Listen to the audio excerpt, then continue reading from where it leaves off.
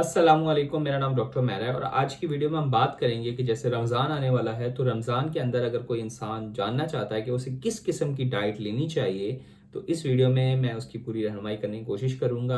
इस वीडियो के दो सेगमेंट्स होंगे, एक के सहरी के टाइम क्या लेना चाहिए और दूसरा अफ्तारी के टाइम क्या लेना चाहिए। तो अगर आप सहरी जो कि बरकत लेके आती है, अगर आप उसे सही तरीके से करते हैं तो आपकी सेहत पे भी बहुत अच्छा फ़र्क पड़ता है, ठीक है ना। तो मैं आज उन तमाम चीज़ों को जो है वो मेडिकल साइंसेस के तहत आपको समझाने की कोशिश करूँगा और उम्मीद है कि ये वीडियो जो है वो आपको मज़ीद सेहतमंद होने में जो है वो कारगर साबित होगी। ठीक है, तो मैं हूँ डॉक्टर मैं और मैं एक एमबीबीएस ग्रेजुएट हूँ, ठीक है, पीएमडीसी से रजिस्टर्ड शुदा। इसके अलावा मैं अपनी आगे जो है फर्दर स्पेशलाइजेशन कर रहा हूँ। मैं एक एफसीपीएस रेजिडेंट भी हूँ।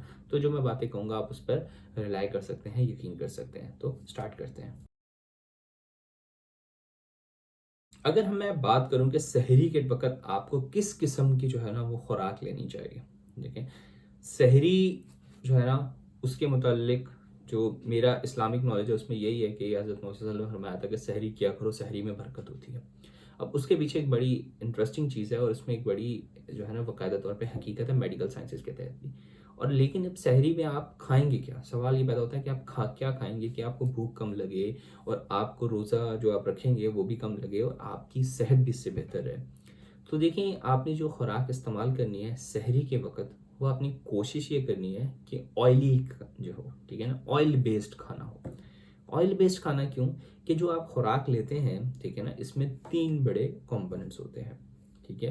कार्बोहाइड्रेट्स, शुगर, प्रोटीन और फैट्स, ठीक है ना, तीन चीज़ें, ठीक है। कार्बोहाइड्रेट्स को शुगर भी कहते हैं, प्रोटीन्स होते हैं और फैट्स होते हैं। जो फैट या ऑयल होता है, ठीक है ना, जो चर्बी वगैरह खाना होता है, ये हजम आहिस्ता आहिस्ता स्लो होता है, तो ये आपको लंबे अरसे तक ताकत देता है। तो जब सहरी करें तो कोशिश करें कि ऑयल बेस्ड खाना खाएं। अब सुबह के टाइम ना आपको पकौड़े मिलेंगे, ना सुबह के टाइम आपको समोसे मिलेंगे, तो आप क्या खाएंगे ऐसी चीज़ जो कि आपको ऑयल बेस्ड हो? आप इस्तेमाल करेंगे पराठा। जी हाँ, अगर आप मॉर्निंग में ऑयल वाला पराठा इस्तेमाल करते हैं रोज़े के अंदर तो इसमें कोई हर्ज नहीं है, ठीक है ना। उससे होता क्या है कि जो आप खुराक लेंगे वो एक लंबे अरसे तक आपको दिन में energy slow slow slow slow Aahista Aahista देती रहेगी। उसका फ़ायदा ये होगा कि आपको जो रोज़ा है वो कम लगेगा, ठीक है ना। उसकी इंटेंसिटी, जो रोज़े की कैफियत होती है, वो कम महसूस होगी और आप पूरे दिन में एनर्जी फील करेंगे, ठीक है ना। अब आपने एक तो आपने पराठा ले लिया, दूसरा आप क्या ले सकते हैं? आप दूसरा कोई भी सालन इस्तेमाल कर सकते हैं, आप अंडा ले सकते हैं, आप दही इस्तेमाल कर सकते हैं। इन तीनों चीज़ों में से कोई भी चीज़ आप, मेरी रिकमेंडेशन है, आप इस्तेमाल कर सकते हैं, कोई इसमें हर्ज नहीं है। लेकिन एक चीज़ का ख्याल रखिएगा कि पानी का इस्तेमाल लाजमी सहरी के वक्त ज़्यादा करें, ठीक है, क्योंकि आपने पूरे दिन जो है वो भूखा प्यासा रहना होता है, तो आपको पानी का इस्तेमाल लाजमी सुबह जो है वो अच्छा होना चाहिए। चलते हैं जी दूसरे वीडियो के दूसरे हिस्से की तरफ कि आपने अफ्तारी में क्या करना है। जैसा कि मैंने आपको समझाया कि अगर आप ऑयल वाली चीज़ खाते हैं तो वो आहिस्ता आहिस्ता हजम होती है, ठीक है ना। लेकिन अगर आप ऑयल वाली चीज़ शाम को अफ्तारी के टाइम खाएंगे तो पूरा दिन जो एक पीरियड है, ठीक है ना, जिसमें आपके जिस्म के अंदर कोई खुराक नहीं गई, तो होता क्या है, बॉडी एक ऐसे मोड में चली जाती है कि जिसे हम कहते हैं एनर्जी कन्वर्जेशन कंजर्विंग मोड, ठीक है ना। यानी कि जिस्म एनर्जी बचाने की कोशिश करता है और जैसे ही अफ्तारी होती है तो इसको जैसे ही एनर्जी मिलती है वो उठा के स्टोर करना शुरू कर देता है, ठीक है। तो अफ्तारी अगर आप हैवी करेंगे तो होगा नुकसान क्या कि रमज़ान में आप देखेंगे लोगों का वज़न कम होने के बजाय बढ़ जाता है। उसकी बुनियादी वजह ही ये होती है कि आपका जिस्म जो है वो एक ऐसे मोड में होता है और आप ज़्यादा अफ्तारी करते हैं। अब इस चीज़ से बचेंगे कैसे? इससे आप ऐसे बचेंगे कि जब भी आप अफ्तारी करने बैठें, आप पानी का इस्तेमाल करें। अफ्तारी जो है वो खजूर से करें या पानी से करें, और आप अगर चाहें तो उसके साथ एक समोसा ले लें, काफ़ी है। लेकिन पॉइंट जो मैं समझाना चाहता हूँ कि आप एक छोटा सा पोर्शन खाने का लें और उसके बाद 5 मिनट तक का गैप लाजमी दें कि आपने अफ्तारी खोल ली, खाना नहीं खाएं। उसके बाद थोड़ा गैप दें, नमाज पढ़ लें इस टाइम, और नमाज के बाद आप खाने पे बैठें। आप फील करेंगे कि आप खाना कम खाएंगे। अब इसकी एक मेडिकल वजह मैं आपको समझाता हूँ। हमारे जिस्म के अंदर, ठीक है ना, जो भूख है और स्टाइटी है, यानी कि जो एहसास है कि हमारा पेट भर चुका है, ये कुछ केमिकल्स पे डिपेंड करती है, ठीक है ना। गैरलिन होता है और लिपिडिन होता है। अब जो लिपिडिन है केमिकल, ये एक ऐसा केमिकल है जो कि दिमाग को ये बताता है कि मैंने जो है वो खाना खा लिया है पेट ने, और अब मुझे और खाने की ज़रूरत नहीं है, यानी कि आपको भरे हुए पेट का एहसास दिलाता है। लेकिन इस केमिकल के साथ प्रॉब्लम ये है कि ये स्लो रिलीज़ होता है, यानी कि आहिस्ता आहिस्ता रिलीज़ होता है, ठीक है ना। तो अगर आप देखेंगे कि अगर आप रोटी या कोई भी खाना स्टार्ट करें, बेशक आपको भूख हो, अगर वो आप आधे में छोड़ दें और कुछ टाइम बाद शुरू करेंगे, तो आपको लगेगा कि मेरी भूख ख़त्म हो चुकी है। उसकी वजह ये होती है कि अगर समझें कि जैसे इस वक्त 10 बज गए तो 50 मिनट हो रहे हैं, ठीक है ना। अगर मेरा पेट भर चुका है, लेकिन मेरे दिमाग को ये बात नहीं पता, क्योंकि मेरे मैदे ने जो केमिकल रिलीज़ करना है वो आहिस्ता आहिस्ता स्लो रिलीज़ होता है, तो उसको दिमाग तक पहुँचते पहुँचते 5 से 10 मिनट लग जाते हैं। तो उस वक़्त तक मैं ज़्यादा खा लेता हूँ, ठीक है। तो जब आप अफ्तारी में बैठ के एक छोटा पोर्शन खाने का लेके तो नमाज का गैप देते हैं, होता क्या है कि आपके पेट की जो असल सिचुएशन है कि उसे कितना मज़ीद खाना है, वो वाज़े हो जाती है, ठीक है ना। जब वो मज़ीद वाज़े हो जाती है, तो उसकी वजह से जो आपकी भूख है वो आप देखेंगे आपको कम लगेगी, ठीक है ना।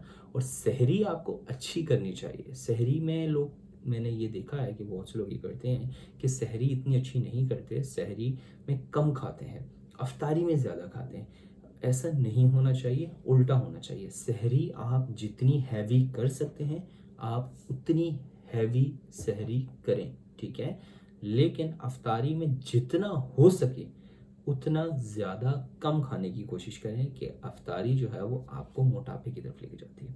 इसके अलावा एक और चीज़ का मैं ज़िक्र करना चाह रहा था कि अफ्तारी में बहुत से लोग खाली पेट कोल्ड ड्रिंक्स का इस्तेमाल करते हैं, जो कि इंतहाई बुरी है आपकी सेहत के लिए, ठीक है, और आपके दांतों के लिए भी। इसकी वजह है कि जब आप पूरा दिन भूखे रहते हैं तो आपका जो मैदा होता है वो उसमें तेज़ाब जमा हो जाता है, तो तेज़ाबियत वैसे ही आपके जो है ना मुंह में आती है।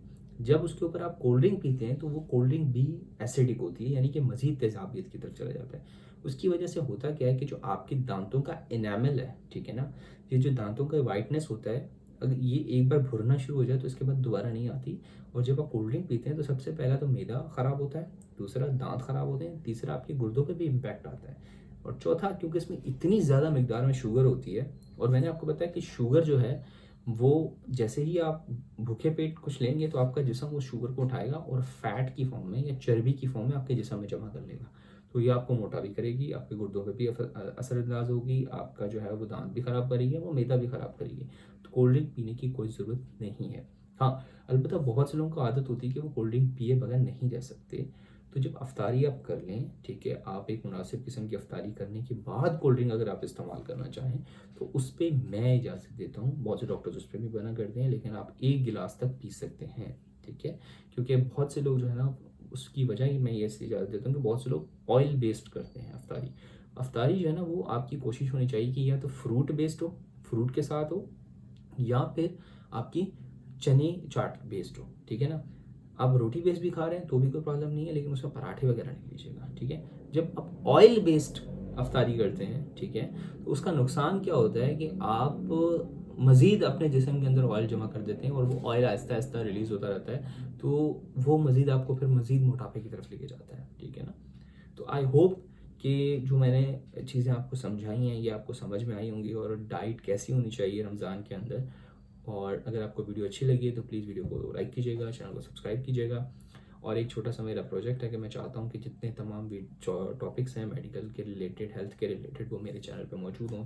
तो अगर आप कोई भी चीज़, आपको सवाल वगैरह ऐसा है जो आप पूछना चाहते हैं, तो मेरी कोशिश होगी मैं उस अथेंटिक नॉलेज के साथ उसका जवाब दूँ।